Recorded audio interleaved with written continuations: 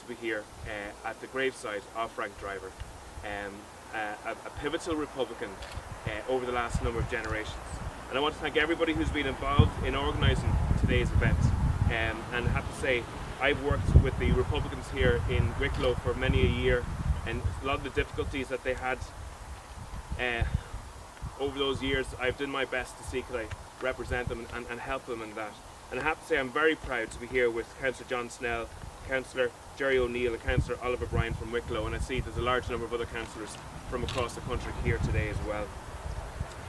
I suppose today that one of the things that is important is we are obviously all here as Irish Republicans. And Frank Driver was one of those amazing Irish Republicans who led by example. And when Frank Driver was born, Ireland was controlled by the largest empire that the world had ever seen. The Union Jack flew over Ballymore Eustace and every single town in Wicklow and Kildare at the time. And a version of that flag had flown over these towns for at least 500 years. And you have to remember that Frank's generation wasn't a generation that was on a high. It was a generation that came very recent after the famine. It was a generation that was broken. And yet, to that generation, it must have seemed absolutely impossible to remove that flag. A flag that had been there for maybe 600 years. But that's exactly what Frank Driver's generation sought to do. He was 13 years old when the men and women of Dublin rose up against the Empire in 1916, and that had a massive effect on him. And he saw what was possible when a broad movement of Irish Republicans worked together, planned together, and become activists together. And at the age of 15, he was centrally involved in the 1918 election, which saw a majority of Irish people vote for Irish independence. And he went to go on to become an IRA volunteer in the Tan War. And he stood firmly with the objectives of the proclamation, right through that war and through the Civil War as well. He was the youngest internee in Newbridge Barracks in 1922. And when he was released, he remained an active volunteer through the 30s and 40s until he was again interned in the Curragh, along with 500 other volunteers. When in the Curragh, he joined the Irish language hut. For Frank had a great love of the Irish language, and he knew how important that the Irish language was to the national struggle, and he recognised the beauty of the language as well. While in the Curragh, Frank Driver did not waste any time, and he set about excavating a escape tunnel. But unfortunately that plan was frustrated, and as a result he was one of the last prisoners to be released from the Curragh just as the World War II came to an end. On his release, he poured all his energy into revitalising the Republican movement, a movement that was nearly broken at the time. And it was said of Frank Driver that he stayed steadfast in defeat, and when the majority ebbed away from him, he was like a rock in the Republican movement as the tide retreated. He continued his resistance through in the 50s and 60s. And in the late 60s, when the inequalities of the Orange State became too much for the nationalist communities, when nationalists were being denied equal voting rights, when nationalists were being denied the same chance to housing and to jobs because of their religion, when they were being beaten off the streets and being shot off the streets, when they were banned from the airwaves and prevented from politically organising, when most of Ireland stood idly by, Frank Driver remained steadfast in the protection of the people of the north of Ireland. And he built a new political generation. And because his life stretched back to 1916, he was an inspiration to the next generation. And indeed we have people like Councillor Jerry O'Neill here today who served part of his political apprenticeship under the influence and inspiration of Frank Driver. Frank died in 1981 at the age of 74, and he was still in the Republican harness when he died. Nibai Alahaid and Rish. Now I want to say one thing. Commemoration is very important for a number of reasons. Commemoration is important because we owe people like Frank Driver and the other Republicans deep respect for what they've done for this country. It's important to look at the actions and the sacrifice that they've been involved in and to pay homage to that. But commemoration is also important because it allows us to learn about their lives. It allows us to learn about their ideology and about their strategies. and it allows us to understand that Frank Driver remained steadfast to the Republican ideas of 1916. But commemoration is also important because it allows us to take stock of where we are today. It allows us to analyse the political landscape in which we live in. And I have to say, Accordia, for me, Irish independence is closer today than it has been for generations. The shock of Brexit has awoken the establishment to just how illogical the border is in this country. 102 years after the 1916 Rising, when those people fought for self-determination, Irish people now realise that our future is still, in part, governed by London. 102 years after the 1916 Rising, the determination of the citizens of the North to stay within the EU is being ignored yet again. The cost of the border is coming into sharp focus for tens of thousands of people around the country. For the first time in the opinion polls in the north of Ireland, it shows that a majority for unity is not just feasible, but at certain age groups, it's actually a reality already. For the first time in generations, the goals and the ideals of Frank Driver are in touching distance. But Accordia, none of this is guaranteed. And imagine if we got this close, only for the whole thing to come tumbling down again and for us to be left back where we were 20 or 30 years ago. And despite the significant change in views, there still exists two establishments on the island of Ireland. And as Liam Mellows predicted, those establishments will rely on the border to protect their political strength. If the border disappeared tomorrow, Fine Gael would shrink from being the ruling party to being a small regional party, and a party of self-interest will not allow this to happen. They will make every excuse under the sun. They will say now is not the right time.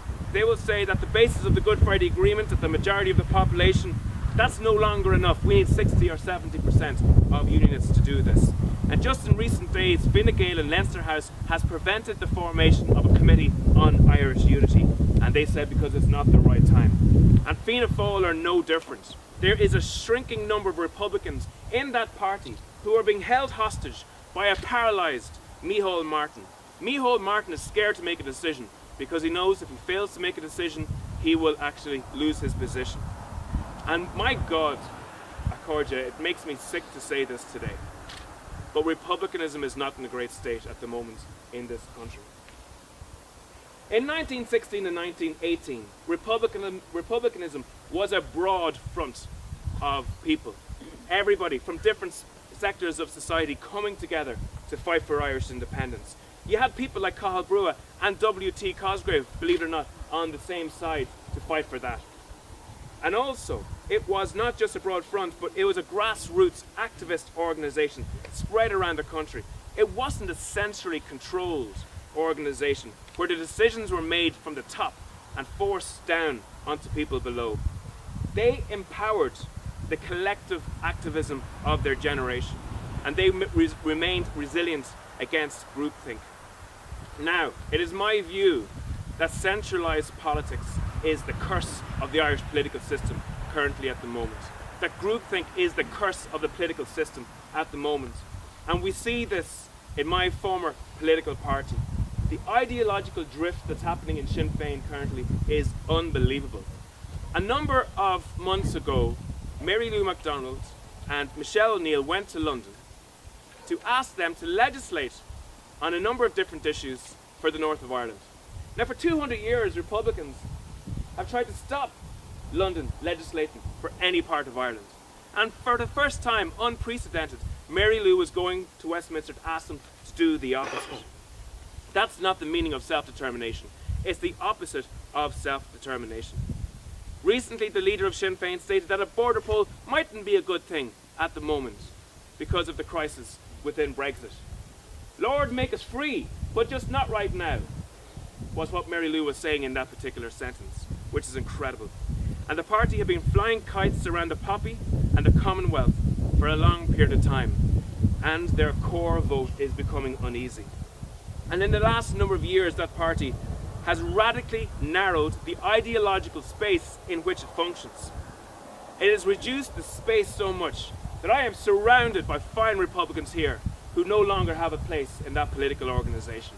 What kind of organisation tells people who have toiled for 20 and 30 years that we no longer need you or want you? Is unity not that important that everybody should be involved in an organisation to build that particular unity? And what we're seeing at the moment is a grassroots that's so disempowered that they are shedding membership by the busload. Now, I genuinely wish this wasn't so. I genuinely wish there were wiser heads in that organisation. But it's clear to me, in the experience that I've had, and looking at the face around me here today, that that's not going to change. Groupthink is a difficulty in all those political parties. It captures ministers at the highest levels. It makes clones of TDs who are too afraid to speak what they feel, who have one eye on the leadership looking for brownie points and one eye on their seat trying to make sure they keep that seat. They have no eyes left for their constituents whatsoever. What needs to happen, I believe, is we need to make a broad-based, activist-controlled organisation from the bottom up, where members are not just canvas fodder. Policy by focus group has disempowered membership base right across the country.